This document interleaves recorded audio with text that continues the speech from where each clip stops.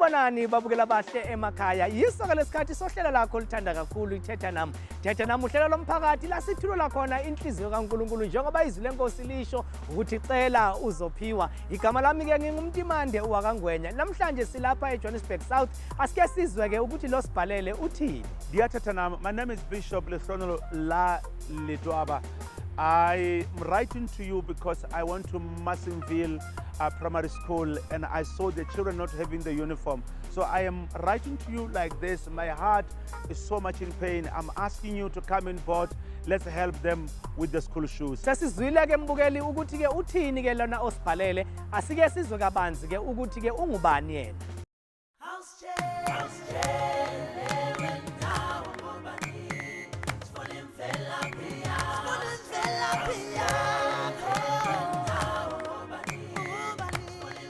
I am Lesonolo Patrick Lidwaba. I am the bishop. I'm pastoring a church called His Mind Ministries. I am married with beautiful wife and 3 beautiful daughters. I'm a gospel artist. I love God so much. I am pastoring a church called His Mind Ministries. Mohlanka modimo. Thobela ntatele kae? Siyaphila njani ke Awona man. Ya siyabonga man bishop. Ubishop akangixoxela ukuthi azabiza ubishop nje engincane kangaka kusukaphi.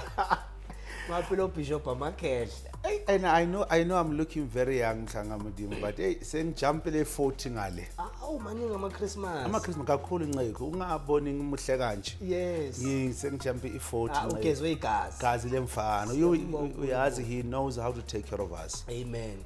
But just to answer your question kaNkulunkulu ukuthi I got a calling 1995. And when I got it, I just thought it was a joke. It's one of those things. I'll just go around and preach because I am born again. But I was pursuing go by a lawyer. I wanted to be a lawyer as I was growing up. But then after matric, coming to Johannesburg, wanting to be that lawyer, supporting my family, God turned my plans. I could not have peace even about going to university, studying these things, and I asked myself, then there was a day where I just decided, let me fast for 3 days, pray, and I did that. Prayed, but on the second day I attended some revival somewhere. There was a prophet somewhere who was invited in the church. I went there. And just before he preached, he told me that you must just forget about looking for a job. God is calling you. You are going to be a pastor full time. God, don't worry about the needs of your family, needs of your people. God will take care of you. So you concentrate on His purpose. And I did that. I went to Bible college 2002 until 2005. And then I came back, graduated, came and served in the church I was fellowshipping in. 2009, then is when God said to me, it's time to start your own, the purpose I called you to. I did that.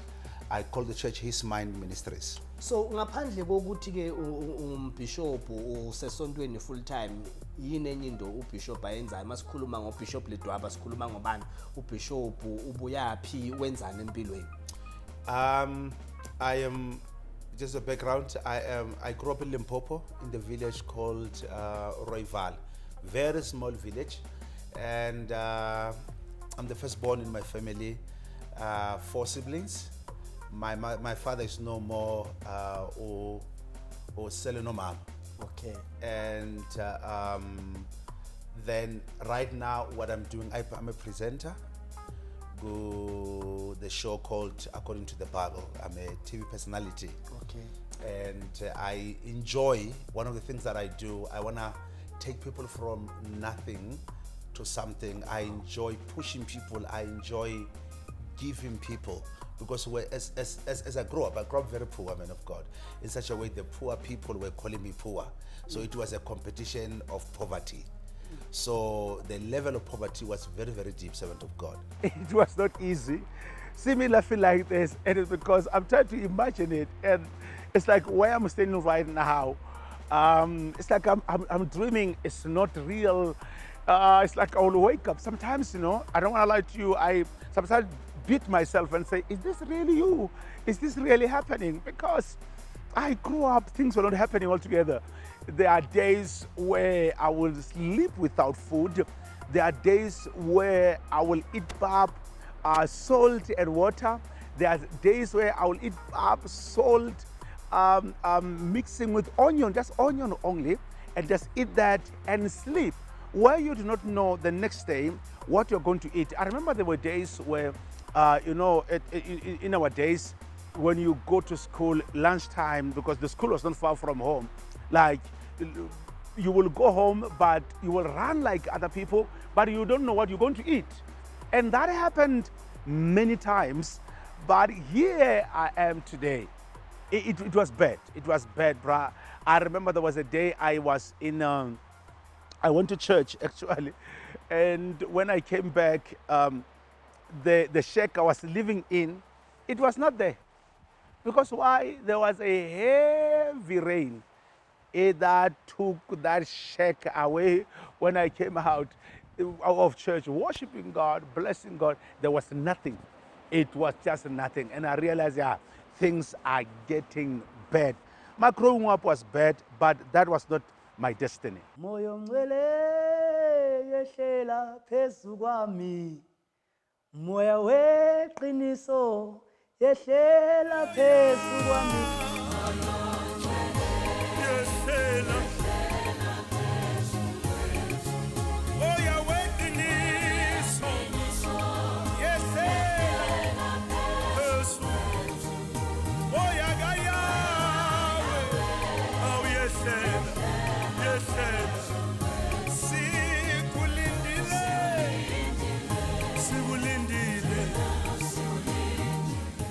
Awu umfana waseRoyval, umfana wale eLimpopo. Ngimbiza umfana ke because he's a great friend of ours. Bishop Litwaba, he's one person engikwaziyo ukuthi as a friend, whenever he preaches, I can go and listen to him. You know, ayibikho lento ukuthi he's just a friend. You know, sometimes we tend to undermine our friends' way to, you know, most it's natural that thing ukuthi hayi man angeke ngipreach kumtimi, hayi angeke ngipreach uLitwaba, you know. So normally you know, he's that kind of a person that gave me, you know, those goosebumps. Someone that made you as a friend also to be proud of him when he does, you know, his thing.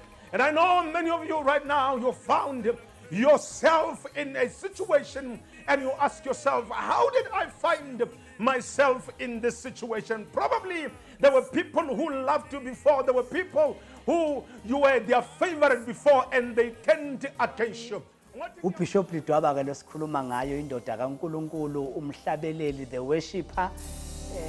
Yahweh kumama, Yahweh kumama, Yahweh kumama, there is no one like you. Okay, my father is loving, he's caring, he does everything for us and I appreciate that he's my father and I love him. Welcome back imbukelo muhle ekhaya, awukalahleki usahleli nami ohlelweni lakho lithanda kakhulu ithetha nami. Mbukelo muhle ekhaya, asike sizwe ke inkinga ukuthi ke sibiziwe sifikile salanga, asike sizwe ke ukuthi namhlanje sibizelweni. Bishop, usibhalele. Yeah. Siwuthetha nami. Yeah. Sifikile ke asalanga silapha. Njengoba lisho izwi lenkosi lithi sigijime sithi ke ngifikile ngalanga. Sengifuna ukwazi ukuthi ngibizelweni. Yeah. Yes. I'm so much excited. Actually, the shows like this, Servant of God, they are no longer there.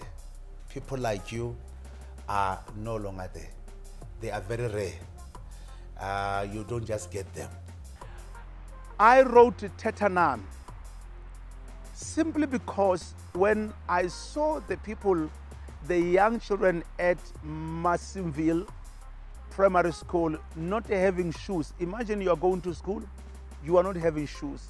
you're not having uniform, you even feel like God does not love you. And that really touched me. I said, no. I need to do something about the situation because nobody did something about my situation.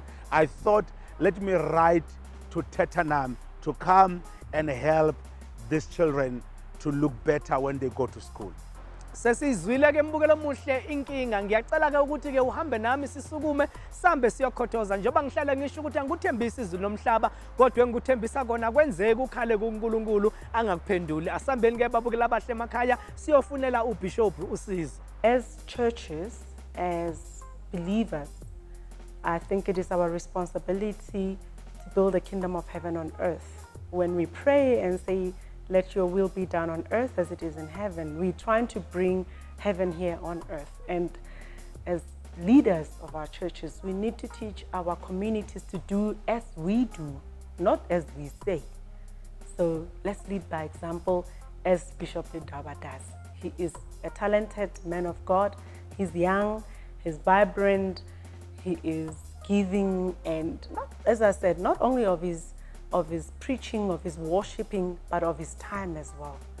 And I know most of the things that he does in terms of giving motivation, he doesn't ask to be paid for.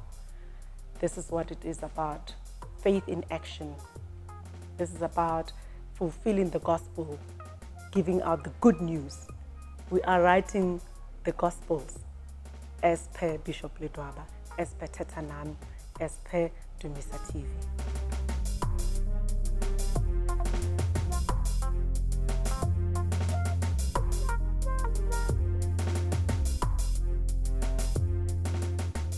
Babukela bahle emakhaya sambile ke namhlanje sisendaweni yase Pretoria size lapha ke kwimthetho Family Foundation ephethwe ubaba uArchbishop umthetho webandla lePGI Invigorated lona ke ubaba uPhakamani Mthethwa osanda ke ukushiya obeka ngovice archbishop wakhe sithi ke asize kuye foundation imbukelo muhle kaya sizocela njoba nazi ukuthi ke siuhlelo olingenazi imali masithola isicelo sakho mbukeli sesihambe siphume siyokhothoza cela ke mbukelo muhle kaya singene ke siyocela sambe sonke.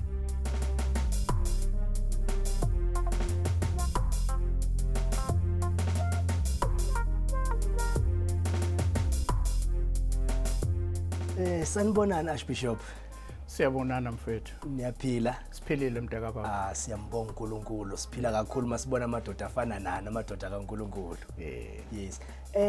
Bishop ngicela ukuthi njengoba uArchbishop Mthethwa sila kwi-foundation Mthethwa Family Foundation usichazele kabanzi ukuthi i-foundation iyenzani umthetho what is the mandate of the foundation. I think uzodinga ukuthi ngiqale phansi uzoyi-understand. Yes. Because siqale ngokufaka uBishop ake ngifake into esigqugquzelayo. Ayibo. Mafunda incwadi yabaseGalatians 6 verse 2 uthi kuyofanele imithwalo yethu sithwalisane ukuze sifeze umthetho kaJesu. So i-foundation le yaqala ngo-2008. Yaqala ngokubona inhlupheko yezingane ezincane. Qala kwayo yaqala eMelo sibona ingane ezincane ezinye zazigula zingaluthola usizo sabona ukuthi ake senze oluthize sazama ukuxhumana nodokotela babe khona lapho ukuthi uma besiza ingane thina sikwazi ukubakhokhela nendaba zokudla sibanikeza ama toys ukuthi at least bazibone nawe bezingane. Uqala kwayo yaqala as if iqala ngeintandane. Ihambeni kwesikhathi ke kwabonakala ukuthi isidingo sokondla intandane sesiyenaba senabela kweminye imikhakha yempilo yabantu. That was when we realized ukuthi ake sithathe siyenze a total life cycle yomntwana. Ukukhula kwengane ayidlale igqoke ifunde ikhule ibe ne talent le natural talent. We then transformed that into an educational program which we had programs akhulisa ingane afana no readathon ingane zikwazi ukuthi zifunde incwadi ezifunde esikolweni. Kakhulukazi sagcizelela kwi language yesiNgisi because yila uthola ukuthi ingane noma kuthiwa iphasile yafail ilanguage bese kuba inkinga. But i-challenge esiyithole kakhulu, and I'm sure nawe uke wayibona, ukuswela kwengane okuvisible emehlweni wonke umuntu. Uthola ingane ifake iteki likamkhulu iya esikolweni.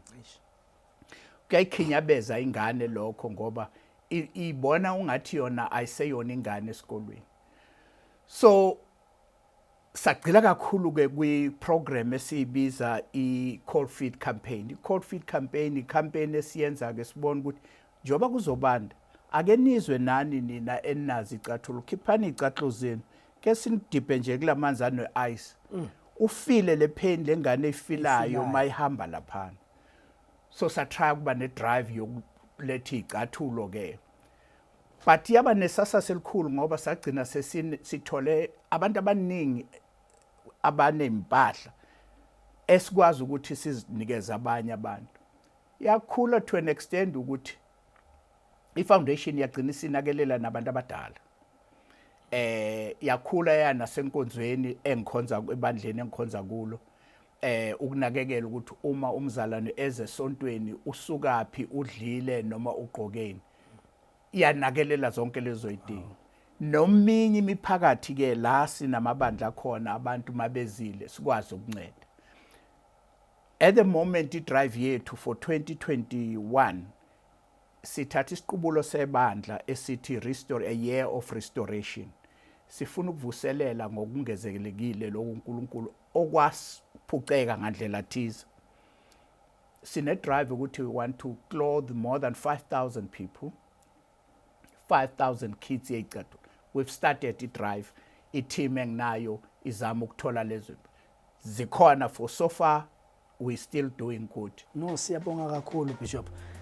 Ngathi sifike endaweni eright ke namhlanje sifike nangelanga eliright ngoba okusiletha la ekhaya sizocela.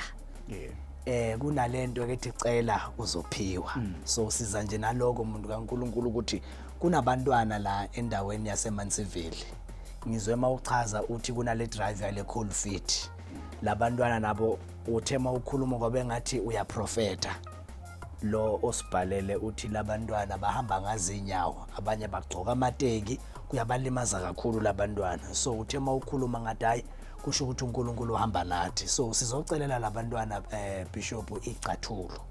So labantwana ba100 kulesi sikolo esithema sithi siyabheka ukuthi no abantu abadingayo ba100. So sizocelela bona nje icathulo zesikolo. Mfowethu ayikho enye impendulo ngaphandle ukuthi semukela i-challenge ngoba uNkulunkulu sinikeza i-challenge and usinikeza amandla edlula le challenge.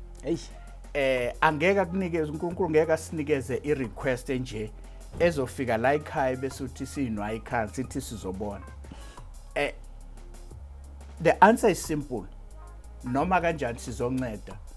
You say it ukuthi zikuphi ingane zingakhi, we will sort it out logistically. Unox Ndaba uyena hola i-MFDF no mama uLucia Mthetho because the drive kakhulu i-driver uma wasekhaya. Ayibonga.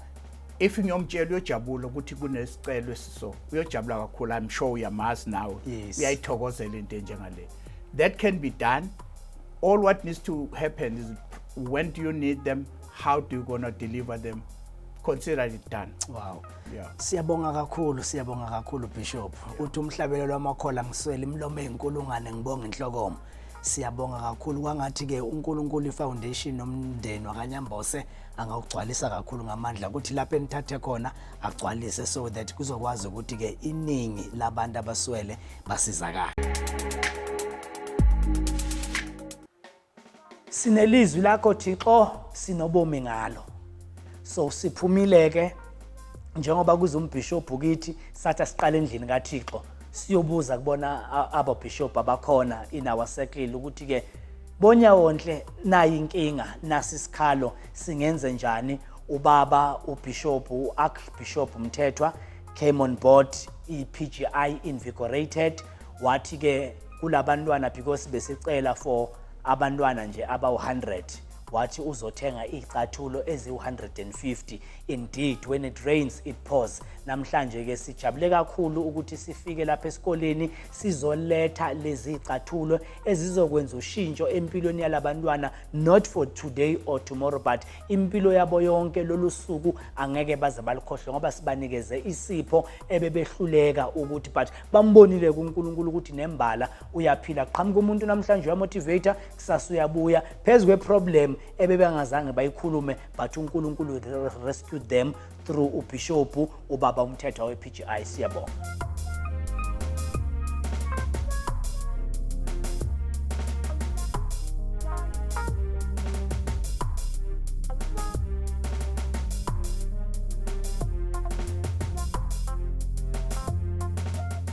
Sanibonani babukele emakhaya, lona okhulumayo umama Mdluli, ngihamba nomama Arch wami, sisivela ePGI Invigorated.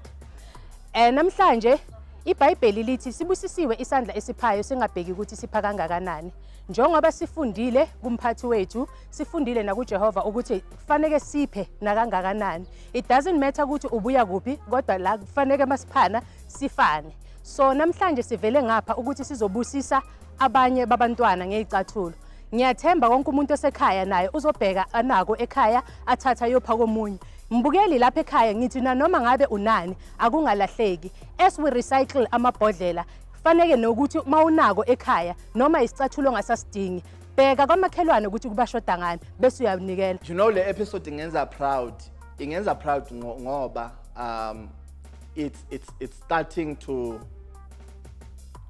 give meaning to ukhonza. Why am I saying this? It's because of vele abafundisi are the ones who have to identify problems within our communities. And the same bafundisi are the ones who need to come up with a solution.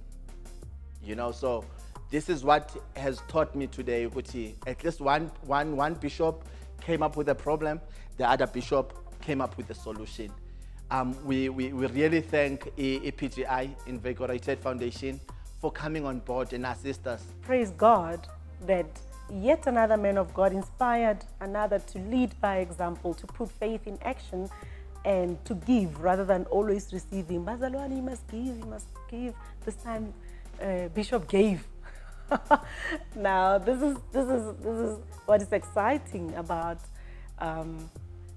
spreading this positivity, spreading the gospel of Thetha. So I hope this can teach you, as now a bishop,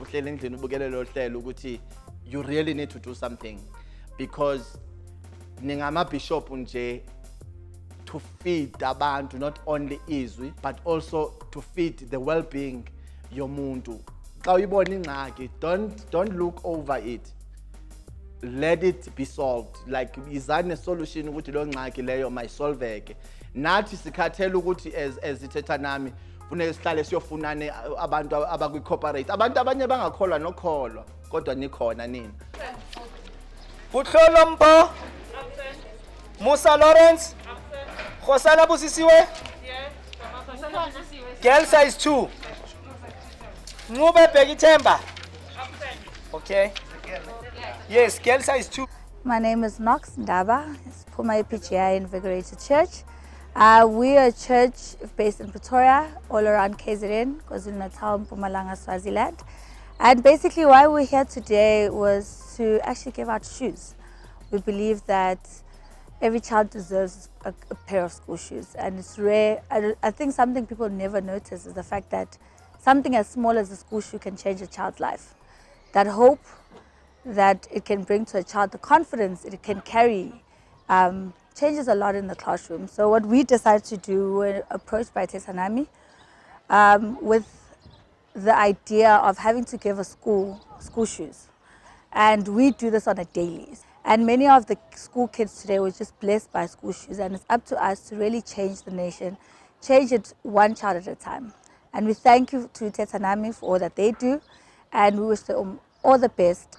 And we ask that if there's people out there who have extra clothes, extra shoes that they no longer wear, that they donate back to us as a church, that we can just change the nation one child at a time. Thank you, Thetha!